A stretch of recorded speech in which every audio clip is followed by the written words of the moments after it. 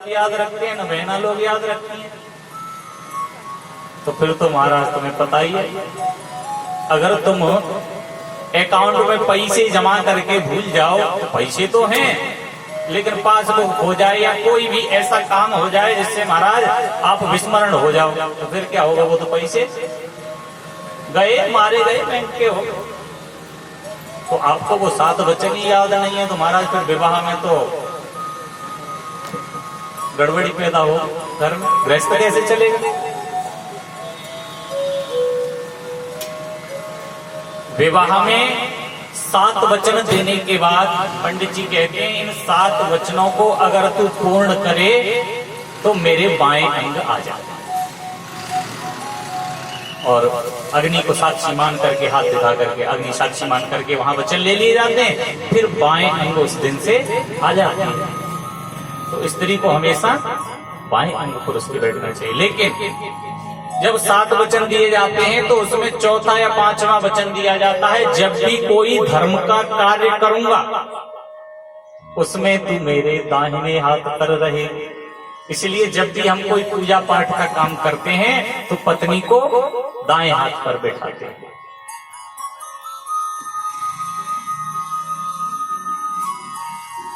भगवान भोले शंकर माँ अम्बा जगदम्बा को अपने बराबर में स्थान देते हैं। अच्छा, एक नई बात बता दूं तुम्हें, रहने दूं? बता दूं? रहने दूं? रहने दो, हजम नहीं होती, अच्छी बात है। अच्छा तो सुन लो, लेकिन ध्यान से सुन तो रहे हो, उसका पालन भी करना। नहीं तो अक्सर लोग मुझसे सुन तो खूब जाते, कुंडली तो खूब लिखवा के लेके जाते हैं, लेकिन उसका नियम पालन नहीं करते, फिर परेशानी होती है। सुनो ध्यान से, जिन माता बहनाओं की अपने मिस्टर से, अपने पति देव से बनती नहीं है, विचार मिलते नहीं है, वो एक काम जीवन में भूल से ऐसा हो जाता है जिसके कारण ऐसा होता है। अब माता बहनाओं की तो जो बुजुर्ग हैं उनकी तो हो गई, इसीलिए मैं कहता हूं नई जनरेशन को लाया कर, वो सीख के जाएगी तो उसका जीवन सही चलेगा।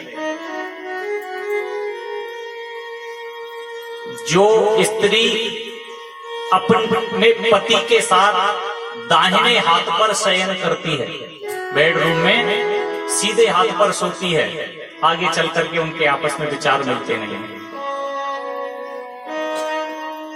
अगर ऐसा आपके घर में कुछ हो रहा है तो ये वास्तु दोष है।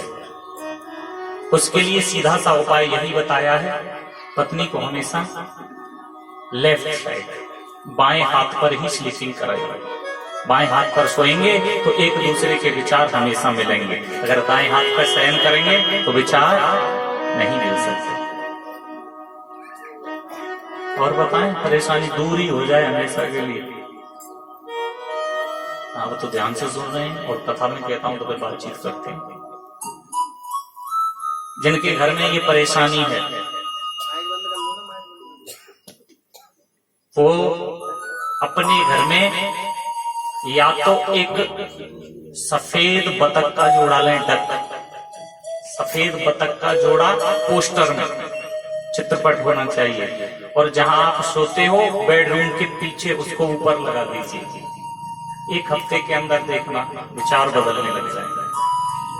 अगर बाई चांस आपको वो सफेद बतख का जोड़ा न मिले तो बहता हुआ झरना मिल जाए, उसे लगा दीजिए। उस दिन के 8 दिन बाद आप महसूस करना परिवर्तन होने लग जाएगा।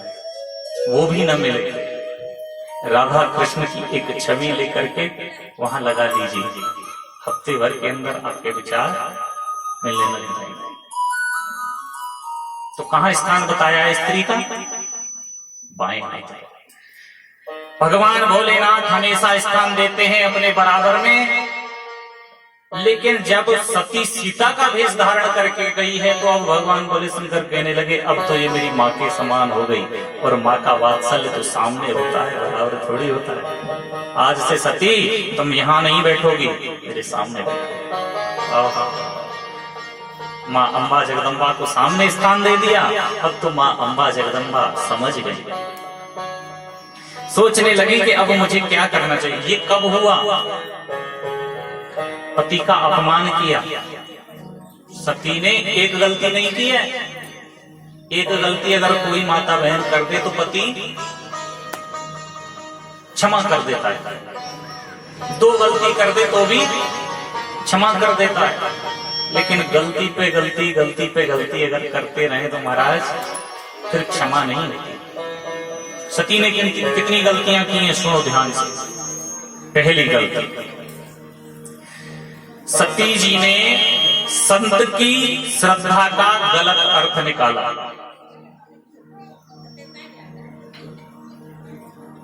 सती ने, संत कौन, किसके पास गए थे कथा सुनने के लिए? अगस्त ऋषि के पास। और अगस्त ऋषि ने मां जगत जननी समझ करके उनका पूजन किया और कथा सुनाई। लेकिन सती ने ध्यान से कथा नहीं सुनी, इसलिए संत की अवहेलना हो गई। वहां पर पहली गलती सती की हो गई, संत की कथा ध्यान से नहीं सुनी, पहली गलती सती की। दूसरा,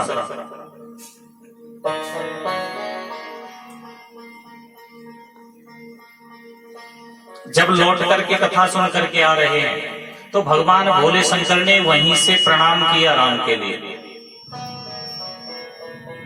लेकिन सती ने प्रणाम नहीं किया। दायित्व बनता है कि जब पति इतना सम्मान किसी को दे रहा है तो पत्नी को भी सम्मान देना चाहिए। तो इस कारण से सती को ये परीक्षा भोगनी पड़ी। अब इसके बाद गलती क्या की? बोले तीसरी गलती ये की कि भगवान पर संदेह किया। भगवान भोले शंकर कह रहे हैं कि ये मेरे इष्ट हैं, ये राम हैं, लेकिन सती ने संदेह कर दिया। बोले मैं कैसे मालूम क्या ये वही राम है? संदेह कर दिया।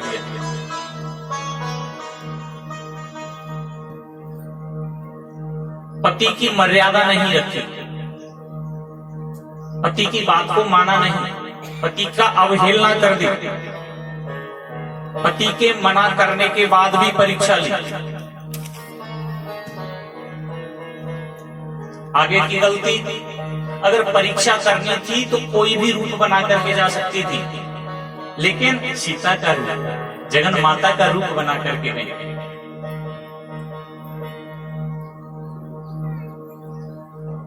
और सबसे बड़ी गलती, पति के पास आई तो भगवान भोले शंकर ने पूछा परीक्षा ले आई? झूठ बोल दिया।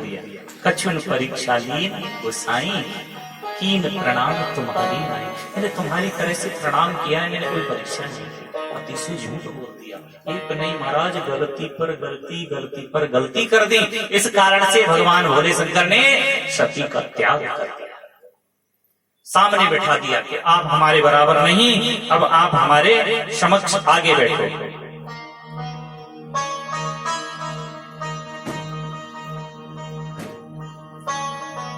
और मन में विचार करते हैं, यही तन सत्य है भेंट मोहिनाही, शिव संकल्प कीन मन माही। अस विचार शंकर मत धीरा, चले भवन सुमिरत रघुवीरा। चलन गगन भई गिरा सुहाई, जय महेश भले भगत दृढ़ाई। अब भगवान भोले शंकर मन में विचार करने लगे कि अब इस शरीर से हमारा मिलन नहीं हो सकता, क्योंकि ये शरीर माँ का शरीर अब हमने इसको मान लिया है। इस कारण से अब हम इनके साथ रमण नहीं कर सकते। ऐसा कहकर के भगवान भोले शंकर अपनी समाधि में लीन होने के लिए सती के पास से आ जाते हैं।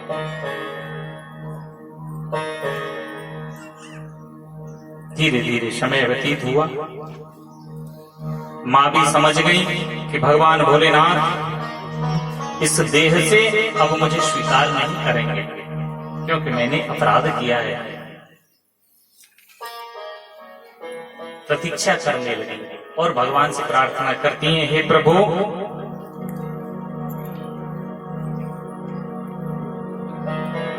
कहे न जाय कछु हृदय गलानी, मन महु राम ही सुमिर शयानी। जो प्रभु दीन दयाल दयालु कहावा, आरती हरन वेद जसु गावा। तो मैं विनय करऊं कर जोरी, छूटहूं बेगे देहि यह मोरी। जो मोरे शिव चरण सनेहु, मन क्रम वचन सत्य व्रत एहु। हे प्रभु, अगर आप दीन दयाल कहते हो, आप दीनों के दयाल हो, और अगर आप कृपा करने वाले हो, वेद भी आपकी आरती गाते हैं प्रभु, तो मैं आपसे एक छोटी सी विनती करती हूँ। तो मैं विनय करऊं कर जोरी, छूटहूं बेग देह यह मोरी। मैं आपसे प्रार्थना करती हूँ प्रभु, ये देह मेरी जल्दी से छूट जाए, क्योंकि जानती हैं इस देह से अब भगवान भोले शंकर से मिलना नहीं हो सकता। ऐसा मन में विचार किया और प्रतीक्षा करने लगी कि भगवान भोले शंकर की समाधि कब खुलेगी। और भगवान भोले शंकर की समाधि कोई महाराज हमारी तरह माला की समाधि नहीं है कि एक माला होने के बाद 10 माला होने के बाद खुल जाएगी। एक बार लग गई तो फिर लग गई। कितने दिन लगी? बोले बहुत दिन। बोले बीते संवत सहज 87, तजी समाधे शंभु अविनाशी। संवत सहज 87, 87 संवत निकल गए महाराज। सहज का मतलब तो 1000 में आया है। 87,000 संवत निकल गए। आज ऐसे संवत बीता, नया संवत लग गया। 2078 था, 2079 हो गया।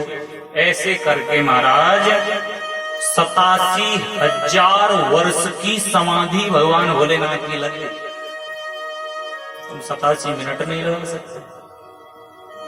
87 मिनट तो बहुत हो गई, 7 मिनट लग जाए ये बहुत है। 87,000 वर्ष के बाद जब भगवान ने समाधि खोली, और जब भगवान ने समाधि खोली भोलेनाथ ने, तो बोले राम नाम शिव सुमिरन लागे, जाने वो सती जगत पट जागे।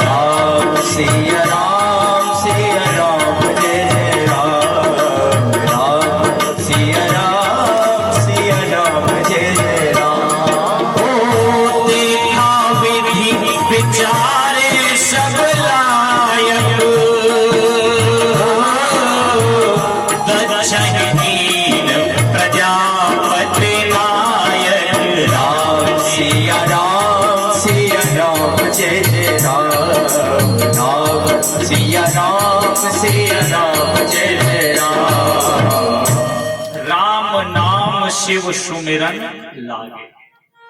समाधि जब खोली तो राम राम भगवान भोले शंकर जपने लगे। जाने वो सती जगत पत जागे। सती जी को लग गया कि अब भगवान भोले शंकर की समाधि छूट गई है। जाए शंभु पद वंदन कीना। ध्यान से सुना। मां गई और जाकर के भगवान भोले शंकर के चरणों को छुआ। पत्नी का दायित्व होता है पति की सेवा करना, और जो पत्नी ऐसा नहीं करती से करोड़ों जन्मों तक नरक भोगना पड़ता है। अच्छा आप बताओ, आप अपने पति की सेवा करती हो या नहीं? मैंने ज्यादा तो नहीं करा था। प्रातः काल हर स्त्री को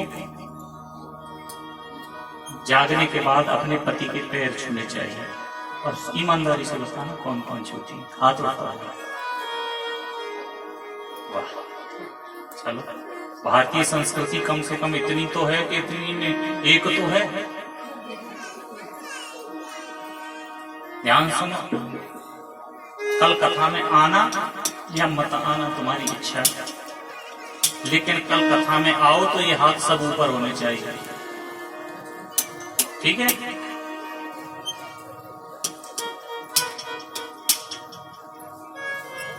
अब जिनके पति देव यहाँ नहीं है, बाहर हैं, वो पति के फोटो के समक्ष जीवन में ये बात आप ध्यान रख लेना, क्योंकि रक्षती च विश्वासो विश्वासो फलदायक। अगर आप विश्वास करके उसे भगवान के स्वरूप में पूजोगी तो उसमें तुम्हें भगवान ही नजर आएगा। और अगर उसकी कोई इज्जत नहीं है तुम्हारे दिमाग में तो फिर महाराज याद रख लेना, बेशक तुम उसकी इज्जत नहीं कर रहे, लेकिन समाज में क्या, भगवान भी तुम्हारी यहाँ से जाने के बाद इज्जत करने वाला नहीं है। क्योंकि अवश्यम एव च भुक्तव्यम कृतम कर्म शुभाशुभम, जो किया है उसका भुगतान करोड़ों जन्म निकल जाए लेकिन करना पड़ता है। हमारे सनातन धर्म में किसी देव की पूजा नहीं बताई स्त्री के लिए। कोई भी पुस्तक खोल करके, कोई भी पुराण शास्त्र खोल करके मुझे ये दिखा दे कि यहाँ पर दिखाया गया है कि स्त्री को भगवान की पूजा करनी चाहिए। नहीं, स्त्री के लिए सिर्फ पति की पूजा बताई है, इसके अलावा कुछ नहीं बताया। नार धर्म पति देवन दूजा, मन क्रम वचन विप्र पद, मन क्रम वचन पति पर पूजा। 3 प्रकार से भक्ति होती है, मन से, क्रम से और वचन से। तीनों प्रकार से जो भक्ति बताई है वो केवल पति की बताई है। अभी क्या आज ही देखेंगे, अगर जब विदा होके जाएंगे तो ठीक है सती जी, नहीं कल बैठते ही विदा होंगी। जब विदा होंगी तो माता जी ने, जो पार्वती माँ है, उनकी जो माँ है, उन्होंने उनको यही उपदेश दिया है कि पति के चरणों को छू करके उन्हीं की सेवा करनी चाहिए स्त्री को। इसके अलावा दुनिया में किसी देव की पूजा की आवश्यकता नहीं है। आप चाहे 16 सोमवार करो, चाहे 21 सोमवार करो, चाहे वैभव लक्ष्मी को बुलाओ, चाहे नारायण देव को बुलाओ, चाहे शनि देव को बुलाओ, चाहे भैरव बाबा को बुलाओ, तुम्हारे मन में आए उसे बुलाओ, लेकिन तुम्हारी पूजा जब ही सार्थक है जब तुम अपने पति का सत्कार करती हो, अपने पति की पूजा करती हो, अपने पति का कहना मानती हो।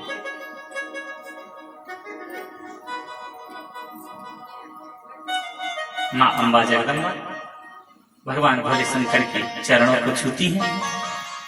जाए शंभु पद बंदन कीना, सन्मुख शंकर आसन दीना।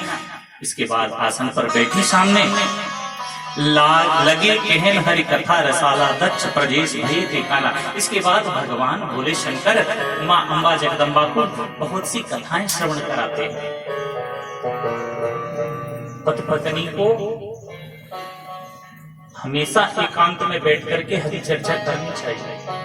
गृहस्थी चर्चा नहीं, गृहस्थी तो करते रहते हैं, भोजन करेंगे तो गृहस्थी चर्चा, जब भी समय मिले गृहस्थी तो करते रहते हैं, लेकिन जब भी एकांत मिले, दोनों बैठे हों, तो उन्हें धार्मिक बातें करनी चाहिए एक दूसरे के लिए।